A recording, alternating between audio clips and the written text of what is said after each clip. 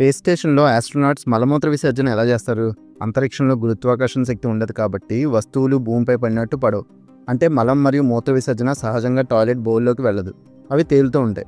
అందుకే అక్కడ ప్రత్యేకమైన టాయిలెట్స్‌ని వాడతారు. ఈ టాయిలెట్స్ గ్రావిటేషనల్ ఫోర్స్‌కి బదులుగా ఎయిర్ ఫ్లోని యూజ్ చేసుకొని పనిచేస్తాయి.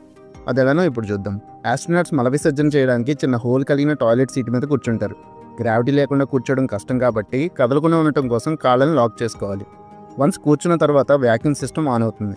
అంటే గాలి సక్ చేసుకుంటుంది. ఈ వ్యాక్యూమ్ సిస్టమ్ బాడీ నుండి వచ్చిన వ్యర్థాలని లోపల సీల్ చేసి ఉన్న కంటైనర్లోకి లాగుతుంది. అప్పుడు ఆ సాలిడ్ వేస్ట్ మొత్తం కంటైనర్లో ఉన్న ఇండివిజువల్ వేస్ట్ బ్యాగ్స్లోకి వెళ్తాయి. ఇలా కంప్లీట్ అయినప్పుడు ఆ వేస్ట్ బ్యాగ్స్ తీసాక వ్యాక్యూమ్ వల్ల టాయిలెట్కి కనెక్ట్ అయి ఉన్న కంటైనర్లోకి వెళ్ళిపోతాయి.